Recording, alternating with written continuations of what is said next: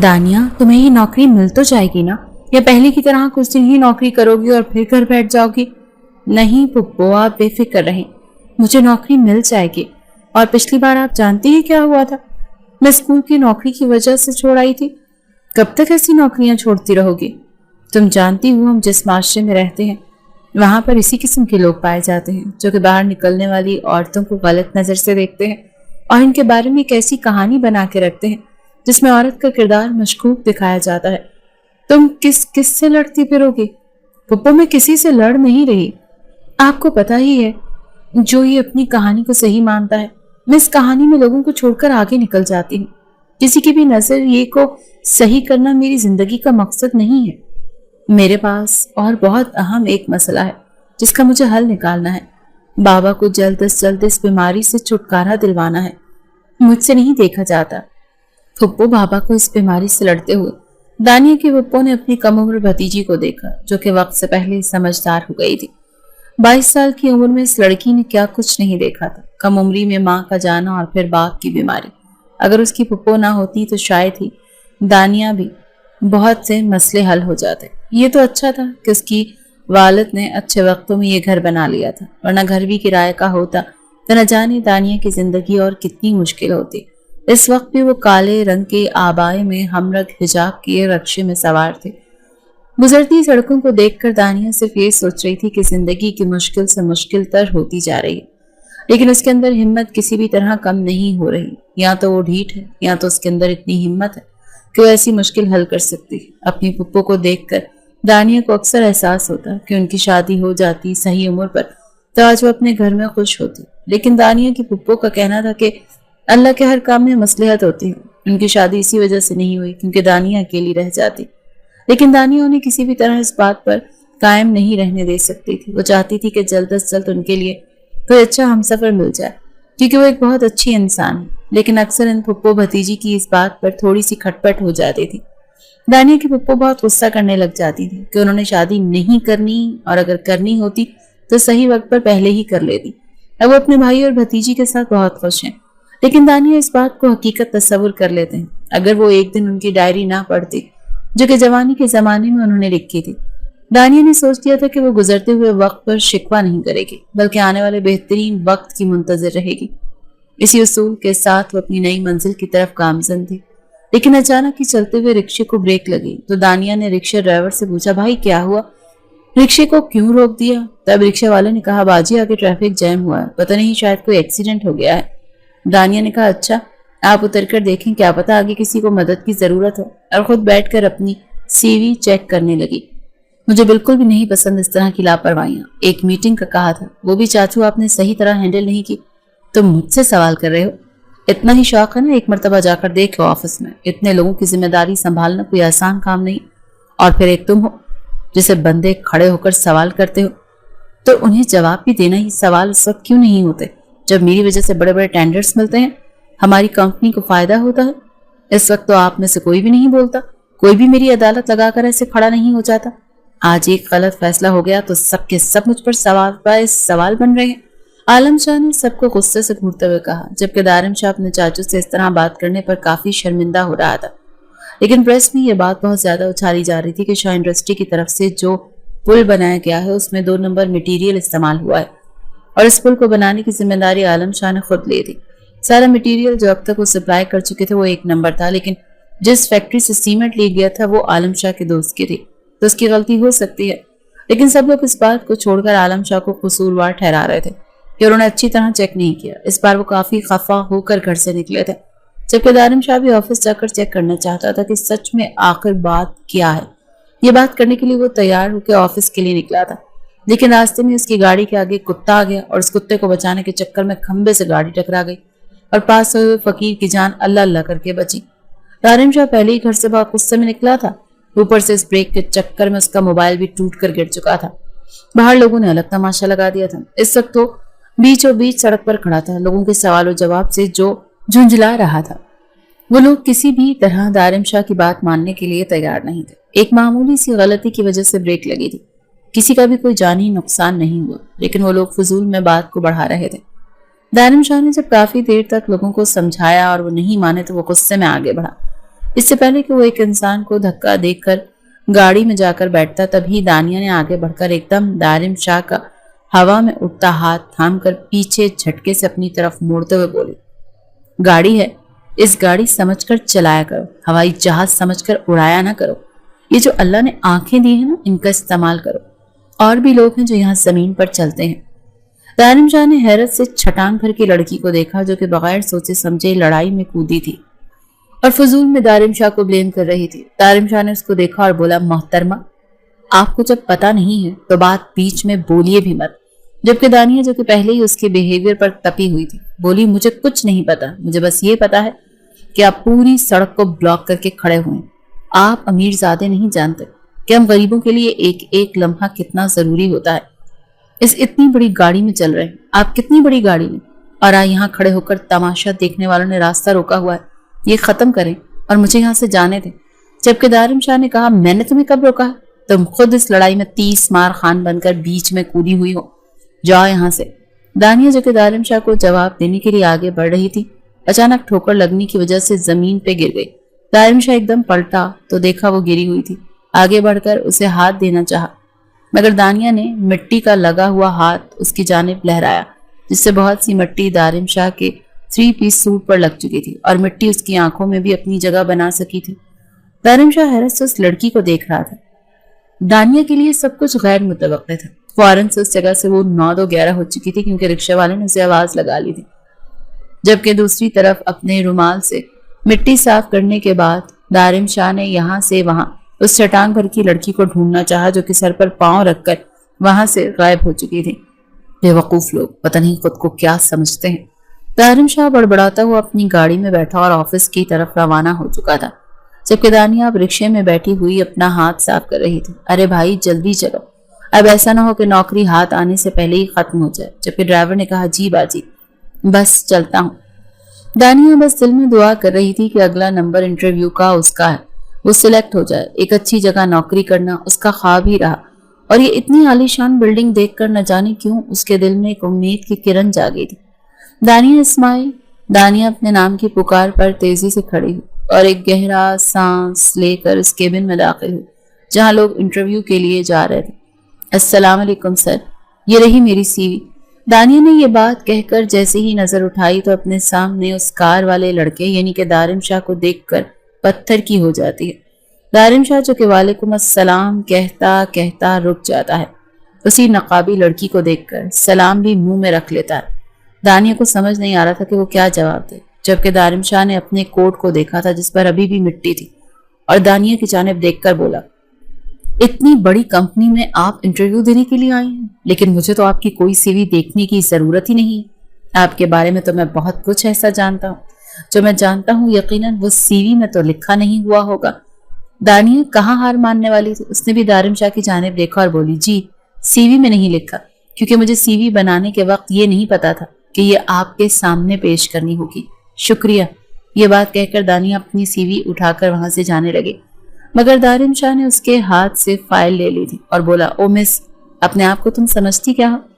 یہاں ایک معمولی سی سیکیورٹی کا انٹرویو دینے کے لیے آئی ہو، بغیر سوچے سمجھے تو میں کچھ بھی بولنے کی عادت ہے کیا؟ وہاں بھی بغیر بات کو جانے ہوئے محاذ کھول کر کھڑی ہو گئی تھی، اور اب یہاں بھی پتہ نہیں کس چیز کا ایٹیٹیوڈ ہے۔ تم خود کو آخر سمجھتی کیا ہو؟ دانیہ اسماعیل نام ہے میرا، میں خود کو وہی سمجھتی ہوں جو میں ہوں، اور مجھے بتانے کی تو بالکل بھی شوق نہیں ہے کہ آپ کو کہ میں کیا ہوں، کیوں ہوں اور کتنا ایٹیٹیوڈ ہے۔ سوری سر، مجھے یہاں پر جاب نہیں کرنی۔ جبکہ دارم شاہ نے اتنا کانفیڈنس اس لڑکی میں دیکھا تو بولا، تمہیں میں نے کہا ہی نہیں ہے کہ تم یہاں جاب کر سکتی ہو۔ وہ دونوں ابھی اسی بحث میں لگے ہوئے تھے جب لڑکی نے آ کر کہا کہ سر، باہر پریس میڈیا نے چاروں طرف سے روڈ کو بلاک کر دیا ہے، وہ لوگ اس پل کے ٹوٹنے والی بات کو مدعا بنا کر فضول کا احتجاج کر رہے ہیں۔ دارم شاہ نے اپنی ونڈو سے باہر کا منظر دیکھا۔ اس سب میں دانیہ اپنی فائل اس کے ہاتھ سے لیتی ہوئی باہر جانے لگی، لیکن تبھی اس لڑکی نے کہا، میم آپ یہاں آدھے گھنٹے ویٹ کر سکتی ہیں، باہر کے جو حالات ہیں وہ ٹھیک نہیں ہیں، اس میں آپ کا باہر جانا سیف نہیں۔ جبکہ دانیہ نے اس کو کہا، آپ کے کنسرن کے لیے شکریہ، لیکن مجھے کہیں اور بھی انٹرویو دینے کے لیے جانا ہے۔ جبکہ دارم شاہ نے دانیہ کو دیکھا اور بولا، آپ پلیز خاموشی سے یہاں بیٹھی رہیں، بہت اہم مسئلہ چل رہا ہے باہر، کسی بھی طرح کا کوئی اور مزید تماشا میں افورڈ نہیں کر سکتا۔ جبکہ LED پر چلتی نیوز پڑھ کر دانیہ نے دارم شاہ کو دیکھا اور بولی، اوہ تو یہ بہت اہم مسئلہ چل رہا ہے۔ مجھے حیرت ہو رہی ہے کہ اتنی بڑی کمپنی ہے، گھٹیا مال لگا کر پل بنایا، لوگوں کی زندگی کے ساتھ کھلواڑ کیا، مسئلہ تو کافی اہم ہے۔ کاش آپ اپنے کام کے ساتھ اتنے ہی لائل ہوتے جتنے آپ اپنے کوٹ کے ساتھ ہیں۔ دارم شاہ جو کہ پہلے ہی غصے میں تپا ہوا بیٹھا تھا، تیزی سے آگے کی جانب بڑھا اور نقاب میں سے جھانکتی ہوئی دانیہ کی آنکھوں میں اپنی آنکھیں گاڑ کر بولا، تم اس وقت میرے سامنے فضول میں اپنی انرجی ویسٹ کر رہی ہو۔ میں نے تمہیں کہا ہے کہ خاموشی سے یہاں کھڑی رہو۔ دانیہ نے بھی اسی کی ٹون میں جواب دیا، اور میں آپ کا یہ حکم کیوں مانوں؟ کیونکہ تم میری پرسنل سیکرٹری ہو۔ دانیہ اس اچانک اتفاق پر حیران ہوتی ہوئی بولی، اور آپ کو ایسا کیوں لگتا ہے کہ میں آپ کی جاب ایکسپٹ کروں گی؟ دارم شاہ نے کہا، اس کے علاوہ تمہارے پاس کوئی آفر بھی نہیں ہے۔ فضول میں میرے ساتھ اب بحث نہ کرو، چپ چاپ یہاں بیٹھی رہو، کل سے جوائننگ دینا۔ دانیہ اس اکھڑ مزاج انسان کو دیکھ رہی تھی جو کہ نہ جانے اپنے آپ کو کیا سمجھ رہا تھا۔ اس سے پہلے دانیہ کو جواب دیتی جبھی پریس کانفرنس والے تیزی سے آفس کا دروازہ دھکیلتے ہوئے اندر کی جانب داخل ہو گئے۔ دانیہ اور دارم شاہ دونوں ہی کافی حیران تھے، وہ لوگ کافی تیزی سے ان کی جانب بڑھ رہے تھے۔ تب اچانک دانیہ کا بازو پکڑ کر دارم شاہ نے اسے اپنے پیچھے کیا اور اپنی سیکیورٹی کو آواز دینے لگا، پریس والے سر، آپ بتائیں یہ سب کچھ جو ہوا ہے، اس میں آپ کی کمپنی نے ان مزدوروں کو کون سا مٹیریل فراہم کیا تھا؟ سر ہمیں تو لگتا ہے کہ یہ سب کچھ دھوکے میں ہوا ہے، لیکن اتنے لوگوں کی جان جا سکتی تھی، اس کا آپ مداوع کیسے کریں گے؟ دانیہ کافی حیران کھڑی دارم شاہ کی چوڑی پشت کو دیکھ رہی تھی جس کے پیچھے وہ چھپ کر کھڑی ہوئی تھی۔ دارم شاہ نے سب کو خاموش رہنے کا کہا اور جلدی اس کو سیکیورٹی نے تمام پریس والوں کو آفس سے باہر نکال دیا۔ دانیہ جو کہ بت بنی کھڑی تھی دارم شاہ کے پلٹنے پر بولی، میں اس طرح کے ماحول میں نوکری نہیں کر سکتی، جبکہ دارم شاہ نے اس کی جانب دیکھا اور بولا، ایک طرف کی بات مت سنا کرو، یہاں آؤ، ہمارے ساتھ کام کر کے دیکھو کہ اصل بات کیا ہے۔ تمہیں جاب چاہیے، پیکج بھی اچھا ہے، تمہارا ہی فائدہ ہے مس، امید ہے کہ کل تم جوائن ضرور کرو گی۔ دانیہ خاموشی سے اپنی CV لے کر وہاں سے چلی گئی۔ دانیہ نے ساری کی ساری بات آ کر پھپھو کو بتا دی۔ وہ بہت غور سے اپنی بھتیجی کی بات سن رہی تھی۔ دانیہ کی عادت تھی کہ اپنی زندگی کا ہر مسئلہ، مقصد، ہر ارادہ اپنی پھپھو کے ساتھ ضرور ڈسکس کرتی تھی۔ وہ دانیہ کو بہت ہی اچھے اور مفید مشورے دیتی تھی۔ دانیہ بھی ان کی مرضی کے، ان کے فیصلے کی بہت قدر کرتی تھی۔ انہوں نے دانیہ کو دیکھا اور پھر بولی، تم بتاؤ تمہارا کیا ارادہ ہے؟ اگر تم ہاں کرنا چاہتی ہو تو کس وجہ سے، اور اس نوکری کو انکار کرنا چاہتی ہو تو کس وجہ سے؟ دانیہ نے کہا، پھپھو میں تو اس انسان کو پسند نہیں کرتی۔ دانیہ کی پھپھو نے کہا، پسند نہیں کرتی؟ وہ تمہارا رشتہ مانگ رہا ہے کیا؟ دانیہ نے اپنے ماتھے پر ہاتھ مارا اور بولی، او ہو پھپھو، رشتے کی بات نہیں ہے، جس انسان کا اخلاق ہی اچھا نہیں ہے اس کے ساتھ کام کر کے بندہ کیا موٹیویشن لے گا؟ بیٹا موٹیویشن نہیں لینی تم نے، دانیہ ہمیں صرف تنخواہ سے مطلب ہے، اور کام کرنے والی جگہ اور ماحول، ان چیزوں کا اثر انسان کی ذات پر ہونے لگا تو نہ جانے تمہارا کیا ہوگا۔ تم خود سوچو کہ تمہیں لگتا ہے کہ وہ انسان ٹھیک نہیں ہے اور اس بنیاد پر ہم یہ نوکری چھوڑ کر دیتے ہیں۔ اس دن بعد یہی میڈیا جو کہ اب ان کے خلاف ہے کل کو ان کے وائی فائی کر رہی ہوگی، پھر تم کیا کرو گی؟ تمہیں پچھتاوے کے علاوہ کچھ بھی نہیں ہوگا۔ آج یہ جو حالات ہیں تمہیں کیا لگتا ہے کہ کچھ دن بعد بہتر نہیں ہوں گے؟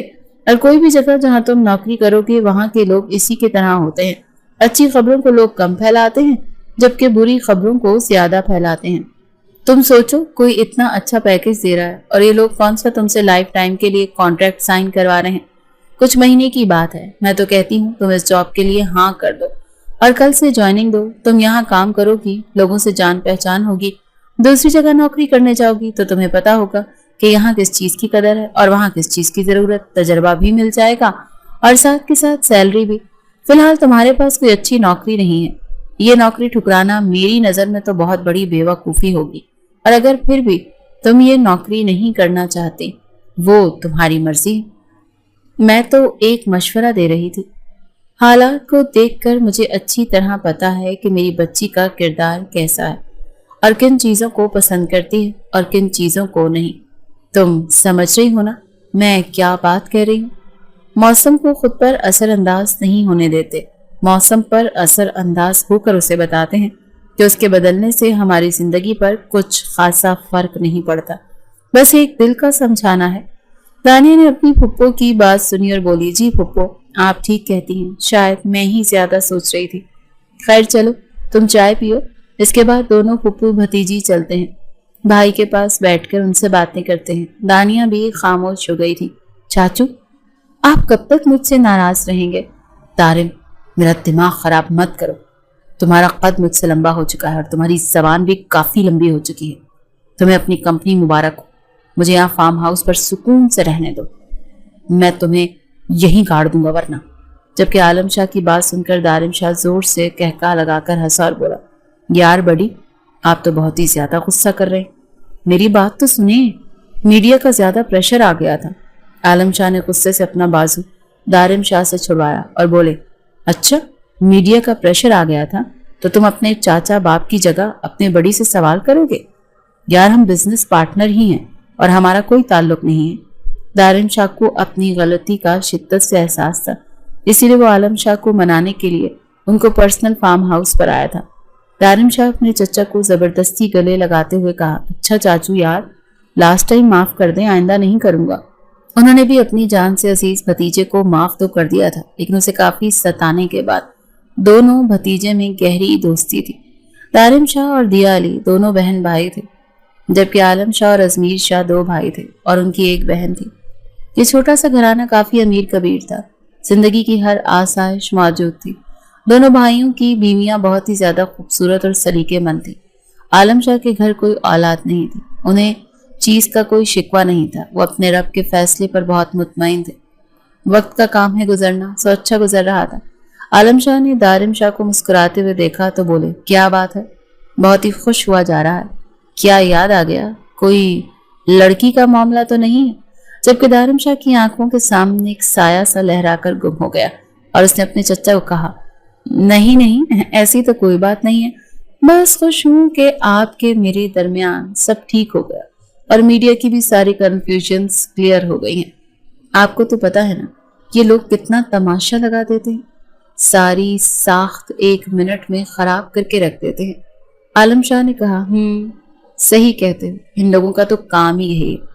और लोगों को पता भी होता है कि इंसान से गलतियां हो जाती, लेकिन बस छोड़ो। तुम बताओ, तुम्हारी चच्ची बता रही थी कि तुम्हारे लिए बहुत रिश्ते आ रहे हैं, शादी का क्या प्रोग्राम है? दारिम शाह ने चाय का घूंट अपने गले में उतारा और बोला, अभी तो कोई प्लान नहीं है। मैं लंदन वाले टेंडर्स को हासिल करने के बाद का इरादा रखता हूँ, देखते हैं क्या होता है, जो अल्लाह को मंजूर। आलम शाह भी खामोश हो चुके थे। देर रात तक दानिया बैठी हुई इस बारे में सोचने लगी थी। पुप्पो ठीक कह रही थी, मुझे एक मर्तबा यहाँ जॉब करनी चाहिए। वैसे भी कौन सी जबरदस्ती है, अगर कुछ मशकूक लगा तो छोड़ दूंगी। और मैं क्या पूरी दुनिया की नजर ये ठीक नहीं करती फिरूंगी?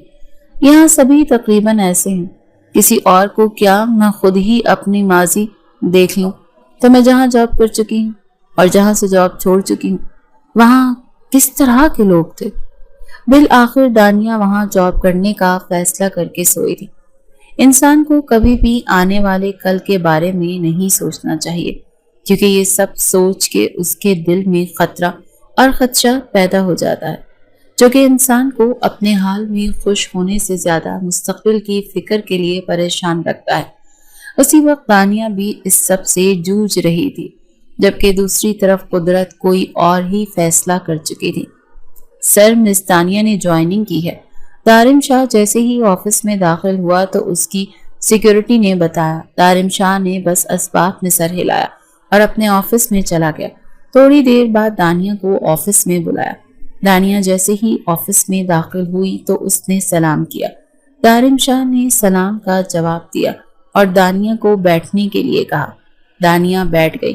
दारिम शाह ने कहा, मुझे बहुत खुशी हुई कि आपने एक अक्लमंदाना फैसला किया है। दानिया ने कहा, सर, मुझे जॉब की ज़रूरत थी। आपने मुझे ये जॉब दी है, इसके लिए आपका बहुत शुक्रिया। मैं दिल लगा कर काम करूंगी। मैं आपसे यही एक्सपेक्ट कर रहा हूँ। उम्मीद है आपको यहाँ किसी किस्म की कोई परेशानी नहीं होगी। फिर भी अगर कोई मसला हो जाए स्टाफ से, हमसे, तो आप खुलकर अपना मुद्दा बयान कर सकती हैं। शुक्रिया, हैव अ गुड डे। दानिया भी वापस आकर अपनी जगह पर बैठ गई थी और वो काम करने लगी थी जो कि सिक्योरिटी ने उसे बताया था। दानिया को यहाँ जॉब करते हुए तकरीबन 15 दिन गुजर चुके थे, जब एक दिन अचानक दारिम शाह तेजी से ऑफिस से निकलता हुआ अपने घर की जानिब चला गया, जबकि दूसरी तरफ दानिया, जो कि उसके सिग्नेचर लेने के लिए जा रही थी, अचानक इत्तफाकन पर घबरा गई। 2 दिन तक दारिम शाह ऑफिस नहीं आया। तीसरे दिन अचानक दानिया के वालिद की तबीयत बहुत ज्यादा खराब हुई तो डॉक्टर ने फौरी ऑपरेशन का कह दिया। दानिया के पास इतनी रकम मौजूद नहीं थी कि अपने वालिद का फौरी तौर पर ऑपरेशन करवा सके। तब उसे ख्याल आया कि क्यों ना दारिम शाह से बात की जाए। इस अरसे में जितना दारिम को जान चुकी थी उसे यही लगा था कि दारिम उसकी मदद जरूर करेगा। एक उम्मीद के साथ दानिया ने दारिम शाह का नंबर मिलाया जो कि दूसरी कॉल पर उठा लिया गया। दारिम शाह दानिया से कॉल करने की वजह पूछी तो उसने अपना मुद्दा बयान किया। दारिम शाह ने कहा वो थोड़ी देर बाद ऑफिस में मिलता है। दानिया भी डॉक्टर से ऑपरेशन का कहकर खुद भी दारिम शाह से मिलने ऑफिस चली गई थी। जैसे ही वो दारिम शाह की केबिन में दाखिल हुई तो दारिम शाह को इस तरह भी कैफियत में बैठा देखा। दानिया ने आगे बढ़कर सलाम किया। दारिम शाह ने आंखें खोलकर उसे देखा तो दानिया को शदीद हैरत हुई थी ये देखकर कि दारिम शाह की आंखें इस वक्त बहुत सुर्ख हो रही थी। दारिम शाह दानिया को देखकर बोला, जी मिस दानिया बताएं, आप क्या कह रही थी? तब दानिया ने बताया, सर मेरी जॉब हामी की वजह से भी यही थी कि मेरे वालिद दिल के मरीज में मुब्तला हैं और उनके वॉल बंद हैं। उनकी तबीयत ज़्यादा ख़राब हो गई तो वो हॉस्पिटल में हैं। फौरी तौर पर डॉक्टर ने ऑपरेशन का कहा है। मुझे इस वक्त कुछ रकम की ज़रूरत है, अगर आप मुझे एडवांस सैलरी। दारिम शाह दानिया को देखा और कहा, ठीक है, मैं आपको एडवांस 3 महीने की सैलरी दे देता हूँ, लेकिन इसके बदले मुझे आपसे एक फेवर चाहिए होगी। दानिया ने हैरत से दारिम शाह की तरफ देखा और बोली, जी सर बताएं, मैं आपकी क्या मदद कर सकती हूँ? किस तरह का फेवर चाहिए आपको? तब दारिम शाह ने कहा, देखें मिस दानिया, फिलहाल आप 3 महीने की सैलरी मुझसे एडवांस ले लें। 3 महीने के लिए मेरे साथ एक कॉन्ट्रैक्ट साइन कर लें। दानिया बहुत गौर से दारिम शाह की बात सुन रही थी, फिर बोली, और कॉन्ट्रैक्ट में क्या होगा? यही कि आप 3 महीने के लिए मेरी बीवी बन जाए। दारिम शाह की बात सुनकर दानिया तो कुछ बोल ही नहीं सकी। वो तो पत्थर की मूरत बनी दारिम शाह को देख रही थी जो कि पुरसुकून से अंदाज में अपनी बात कहकर अब जवाब का मुंतजिर था। दानिया दारिम शाह को देखने लगी और बोली, सर मुझे समझ नहीं आया, आपने क्या कहा कि 3 महीने के लिए? मतलब? दारिम शाह ने कहा, मैंने वही कहा जो आपको सुनाई दिया है और समझ जाने वाली कोई बात नहीं। मेरा आपसे कोई भी साथी तौर पर ताल्लुक नहीं होगा, बस एक कागजी रिश्ता होगा। दानिया एकदम झटके से चेयर से उठी और बोली, मैं पहले दिन से यहाँ से नौकरी कर रही हूँ और पहले दिन जब आपसे मुलाकात हुई तब से आपके बारे में मुझे जो जो बातें पता चली थी ना, वो सब एक से बढ़कर एक थी। और आज ये जो आपके बारे में मुझे पता चला, ये आपका नया रूप मेरे सामने आया है, ये तो सबसे अनोखा है। आप मेरी मजबूरी का इस तरह से फायदा उठा रहे हैं, आप शर्म नहीं आ रही आपको? दारिम शाह ने कहा, मैंने कोई ऐसी बेशर्मी वाली बात नहीं की है। इज्जत से तुमसे कोर्ट मैरिज करने का कह रहा हूं, तुम्हें मेरी बात समझ नहीं आ रही है। तुम भी तो मुझसे मदद लेने के लिए आई हो ना, मैंने भी तुमसे मदद मांग ली, इसमें क्या बड़ी बात है? दानिया ने कहा, मैंने आपसे पैसे मांगे, वो भी उधार, आप मुझसे रिश्ता मांग रहे हैं। आप सोच भी रहे हैं आप क्या कह रहे हैं? 3 महीने बाद आप मुझे छोड़ देंगे, यानी मुझे तलाक हो जाएगी। मिस्टर दारिम शाह, जिस सोसाइटी से मैं ताल्लुक रखती हूँ ना, वहां ये तलाक याफ्ता होने का टैग अगर औरत पर लग जाए ना, ओहो, इतना टिपिकल होने की जरूरत नहीं है मिस दानिया। ये रिश्ता आपके और मेरे दरमियान होगा सिर्फ। अगर मुझे इतना ही कोई तमाशा लगाना होता तो मैं ढोल बजाते हुए आपके घर बारात लेकर आता। आप मेरी इतनी सी मदद कर दें, बस मैं आपकी मदद कर देता हूँ। फौरन जवाब ना दे, इस वक्त आपको पैसों की जरूरत है।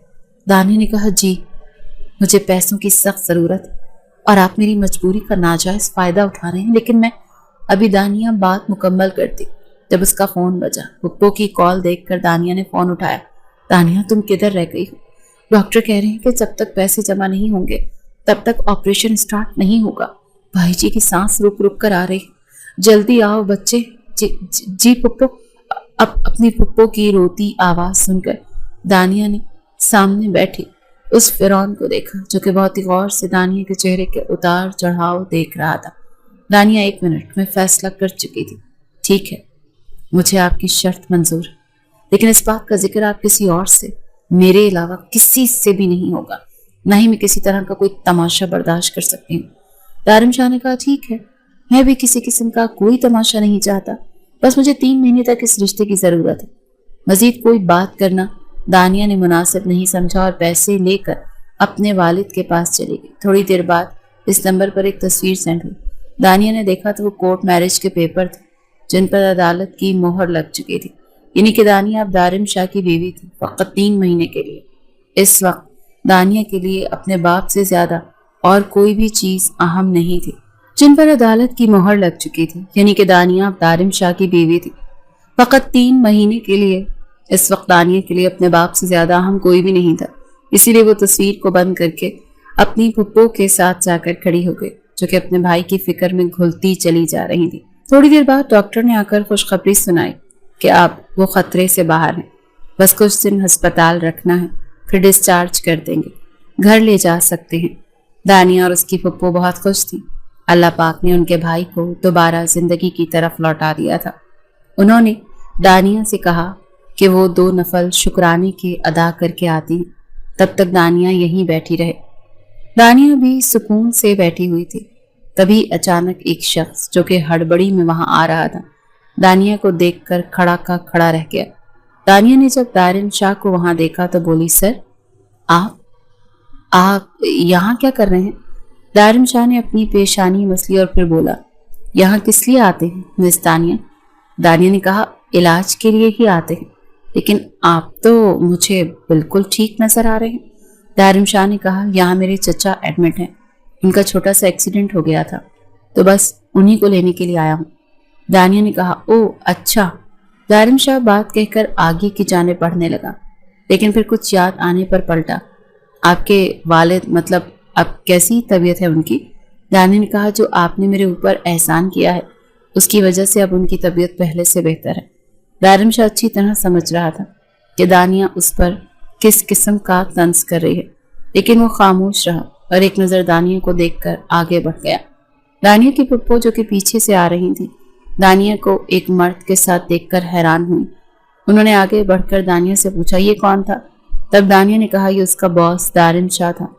انہوں نے دارم شاہ کی پشت دیکھی اور مسکراتے بولی، بندہ تو اتنا پیارا ہے، پتہ نہیں تم ہی کیوں اس سے چڑی رہتی ہو۔ دانیہ نے حیرت سے اپنی پھپھو کو دیکھا اور بولی، وہ پیارا ہے، غصہ دیکھا ہے کتنا کھڑوس نکچڑا سا، اس کی ناک پر نخرا رہتا ہے ہر وقت، اپنے سامنے کسی کو کچھ نہیں سمجھتا، اور میں اسے نہیں چڑی رہتی، اسے میرے پاس اس سے چڑنے وجہ بھی اور حق بھی۔ دانیہ یہ بات کہہ کر خود خاموش ہو چکی تھی، جبکہ اس کی پھپھو نے کہا، حق؟ کون سا حق؟ دانیہ نے کہا، میرا مطلب ہے کہ میں سیکرٹری ہوں نا ان کی پرسنل، تو اسی لیے وہ خاموش ہو گئی۔ لیکن عقب سے کسی نے بہت ہی خاموشی سے دانیہ کی حق والی بات سنی تھی اور اس کے چہرے پر ایک مسکراہٹ سی دوڑ گئی تھی، یعنی کہ رقیب کو پتا تھا کہ رقیب پر کیا کچھ اثر انداز ہو سکتا ہے۔ یہ وقت فی الحال ٹھیک نہیں تھا، لیکن آنے والا وقت بہت ہی خوبصورت ہونے والا تھا۔ زندگی کی سنگت اور رنگت دونوں بدلنے والی تھی۔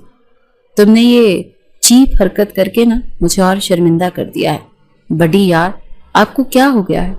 آپ کسی بھی طرح خوش نہیں ہوتے، خوش ہونے والے کام بھی تو کرو۔ تم نے یہ کیا حرکت کی ہے؟ میں نے کچھ بھی غلط نہیں کیا، میں نے تو اس کی مدد کی ہے، اور جتنا میں اس کو جانتا ہوں نا آپ نہیں جانتے۔ وہ کبھی بھی میری مدد بغیر کسی وجہ کے یا شرط کے نہ لیتی۔ کیوں نہ لیتی؟ وہ تمہارے آفس میں کام کرتی ہے، اس کا حق بنتا ہے کہ اسے لون مل جائے۔ اس کے بدلے میں تم نے اسے یہ کورٹ میرج کا کیسا جمیلہ دے دیا؟ اب تمہیں پتا بھی ہے یہ قدم کتنا انتہائی ہو سکتا ہے۔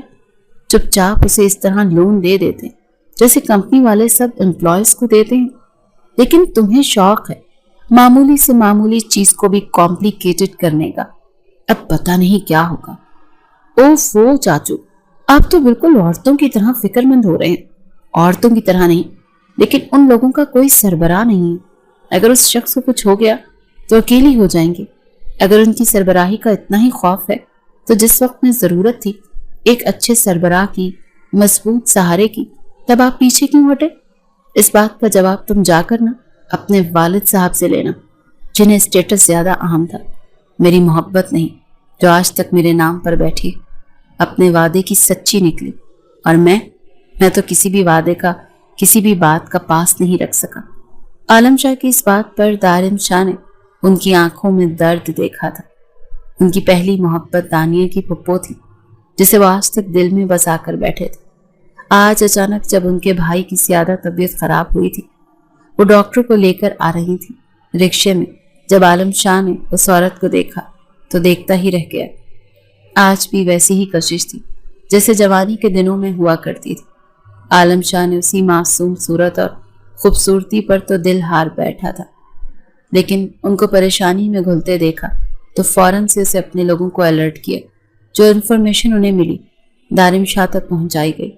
دارم شاہ نے اپنی عقل کا استعمال کرتے ہوئے یہ حل نکالا کہ دانیہ کے سامنے ایک شرط رکھی جاتی اور اسے رقم دے دی جاتی ہے، لیکن اس نے اپنے احساسات کو جھٹلایا تھا۔ اصل میں اس احسان کے بدلے وہ کوئی شرط نہیں چاہتا تھا، اسے دل سے ہمدردی تھی۔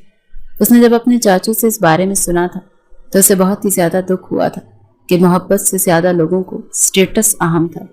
اسی لیے اسے جو سمجھ آیا اس نے کر دیا، اور اس پر دارم شاہ کو کوئی پچھتاوا بھی نہیں تھا، جبکہ دارم شاہ کے چچا حیرت میں مبتلا تھے۔ عالم شاہ نے دارم شاہ کو پرسکون دیکھ کر انہوں نے کہا، اب تم کیا کرو گے؟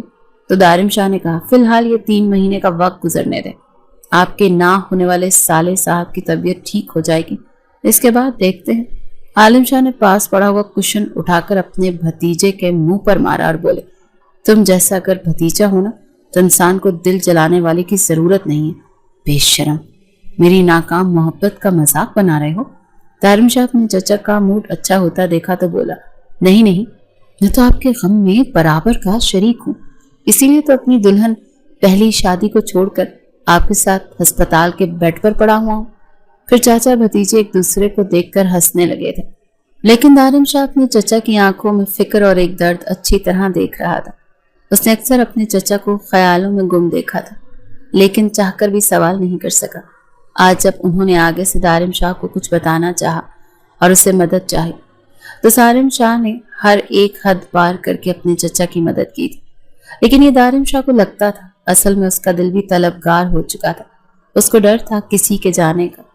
دانیہ کی آنکھوں نے دارم شاہ کو بے چین رکھتی تھی۔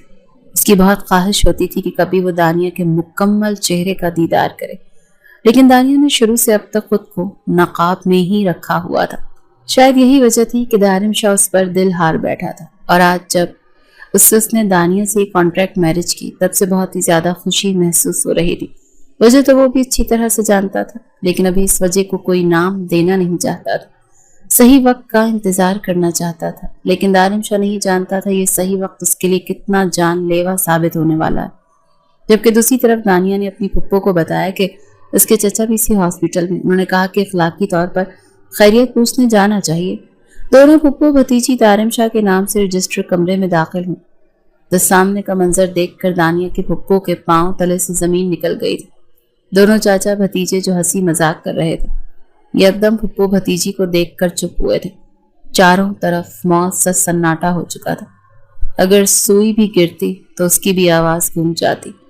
چاروں نفوس بالکل خاموش کھڑے ایک دوسرے کو دیکھ رہے تھے۔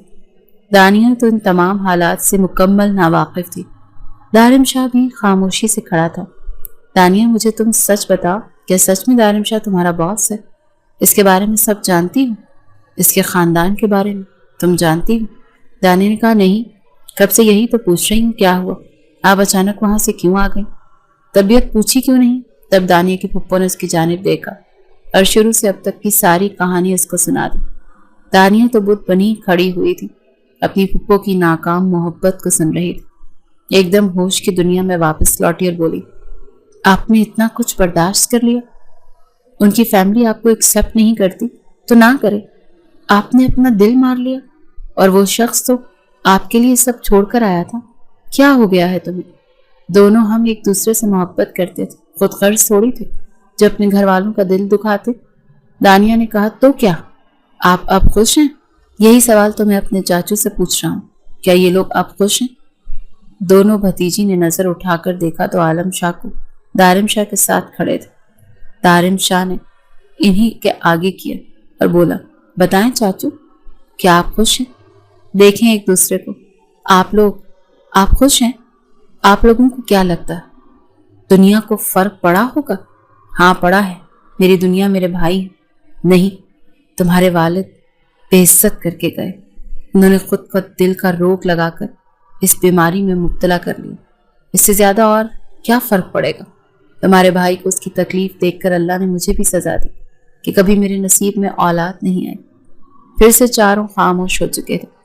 دارم شاہ نے اپنے چاچو کے جھکے کاندھے دیکھے تو بولا، چاچو میں آپ اب بھی کہہ رہا ہوں، ابھی بھی وقت ہے، اپنی محبت کو ایک مرتبہ پھر اپنے آپ سے جدا نہ کریں۔ دارم شاہ کے چاچو نے حیرت سے اسے دیکھا اور بولے، یہ تمہارا باپ تھا جس نے میری محبت کا آشیانہ تباہ کر دیا تھا، میری زندگی برباد کر دی تھی۔ میں دارم شاہ ہوں جو محبت کو مانتا ہے، جس کے لیے محبت ہی سب کچھ ہے۔ پیسہ تو انسان بہت کما لیتا ہے، لیکن محبت نہیں کمائی جاتی۔ آپ دیکھیں، خود کو دیکھیں، آپ کے پاس اربوں کی جائیداد، اتنی دولت کہ اس کا حساب بھی نہیں لگا سکتے، لیکن آپ خوش ہی نہیں۔ کیوں؟ محبوب ضروری ہے زندگی گزارنے کے لیے، خوش رہنے کے لیے۔ اب بھی اگر آپ نہ سمجھیں تو آپ سچ میں پھر خسارے میں ہیں۔ دانیہ نے دارم کی بات پوری ہونے کے بعد اپنی پھپھو سے کہا، سر جو باتیں کہہ رہے ہیں وہ بالکل ٹھیک کہہ رہے ہیں، دنیا کی فکر ہے، لیکن آپ لوگوں نے اپنے بارے میں سوچا نہیں، اور آپ نے بہت غلط کیا۔ زندگی ایک مرتبہ ملتی ہے، پھر بھی محبت پھر سے آپ لوگوں کو موقع دینا چاہتی ہے، جو آپ لوگوں کا فیصلہ ہم کیا کر سکتے۔ دنیا یہ بات کہہ کر دارم شاہ کو بازو پکڑ کر وہاں سے لے گئے۔ خاموش کھڑے عالم شاہ نیچے کی جانب جھک کر انہوں نے مقابل کا ہاتھ تھام لیا، خود ہی مسکرا کر ان کی جانب دیکھتے ہوئے بولے، آج بھی تمہارے ہاتھ کانپتے ہیں میرے قریب آنے پر؟ بتاؤ، میں تم سے پوچھ رہا ہوں، اس بار بھی واپس چلا جاؤں؟ مجھے کہنا چھوڑ دو، میں تھک گیا ہوں یہ سوال کرتے ہوئے۔ ان کی آنکھوں سے بہت سے آنسو ٹوٹ کر فرش پر گرے تھے۔ تبھی مقابل نے ان کے سر پر سر رکھ دیا تھا۔ ایک مرتبہ پہلے دونوں ایک دوسرے کو کھو کر روئے تھے، اور آج ایک دوسرے کو حاصل کر کے رو رہے تھے۔ شاید ہی محبت۔ دور کھڑے نفوس یہ منظر دیکھتے مسکرائے۔ یکدم دانیہ دارم شاہ کی طرف پلٹی تو اس کا نقاب ڈھیلا ہو کر گر گیا، اور دارم شاہ مکمل حسن دیکھ کر ایک پل کے لیے مبہوت ہو گیا۔ دانیہ دارم شاہ کو سن کر دیکھا تو بولی، سر آپ کھڑے کھڑے سو گئے ہیں کیا؟ دارم نے مسکرا کر کہا، نہیں، میں اپنی بیوی کا مکمل حسن دیکھ کر تھوڑا سا مدہوش ہو گیا ہوں۔ جبکہ بیوی لفظ پر دانیہ کی بڑی آنکھیں اور بھی بڑی ہو گئی تھیں۔ دارم شاہ نے یہ بات کہتے ہوئے دانیہ کی ویسٹ پر ہاتھ رکھا اور اسے خود سے قریب کرتے دانیہ کی پیشانی کو بوسا لیا تھا۔ دانیہ ایک انجانے احساس کے تحت اپنی آنکھیں بند کر گئی تھی۔ دونوں کے دلوں کو قرار مل گیا تھا۔ دانیہ نے دارم شاہ سے فاصلہ بناتے ہوئے کہا، کیا میرے مقدر میں بھی ہمیشہ کے لیے محبت آئے گی یا چند لمحوں کی قربت؟ تبھی دارم شاہ نے دانیہ کو خود سے قریب کرتے ہوئے کہا، تمہارا شوہر عالم شاہ کا خون ہے، انہوں نے محبت نہیں چھوڑی، میں کیسے چھوڑ سکتا ہوں؟ اب ہمیشہ اپنی محبت کے ساتھ رہوں گا۔ یہ بات کہتے ہوئے دارم شاہ نے اندر کی جانب دیکھا تھا۔ دو بھٹکے ہوئے راہی جو کہ ایک دوسرے کو دیکھتے ہوئے جانے کیا کیا باتیں کر رہے تھے۔ دانیہ نے بھی مسکرا کر اپنی آنکھیں مودی اور سر دارم شاہ کے سینے پر رکھ دیا تھا۔ دارم شاہ نے اپنے بازوں کا حصار بنایا اور سرگوشی کی، میں محبت کے لیے ساری دنیا سے لڑ جانے کا ارادہ رکھتا ہوں۔ دانیہ، دارم شاہ، میرا ساتھ دو گی نا؟ دانیہ نے اپنے سر اس بات میں ہلا کر دارم شاہ کی محبت کو مان بخشا تھا۔ زندگی واقعی ان پر مسکرا گئی تھی۔ اس وقت بہت سی مسکراہٹ اس فارم ہاؤس کی رونق بنی ہوئی تھی۔ دانیہ کی پھپھو اپنے بیٹے کے ساتھ بیٹھی ہوئی کھیل رہی تھی، جبکہ دانیہ اپنی چھوٹی سی بیٹی کے ساتھ بیٹھ کر فٹ بال سے کھیل رہی تھی۔ دارم شاہ اور عالم شاہ خاموشی سے بیٹھے ہوئے چائے پی رہے تھے۔ تب عالم شاہ نے کہا، کیسا لگ رہا ہے زندگی کا یہ وقت؟ دارم شاہ نے مسکرا کر چاروں طرف نظر دوڑائی اور پھر بولا، اگر دنیا پر کوئی جگہ جنت ہے تو اس وقت ہمارا فارم ہاؤس ہے۔ دونوں ساتھ ساتھ مسکرانے لگے تھے۔ زندگی میں وقت گزرنے کے ساتھ ساتھ سب کو ان کا پھل دے دیا تھا۔ بے شک سب نے اپنے حصے کا مشکل وقت گزارا تھا، اور اب سب نے زندگی پرسکون تھی۔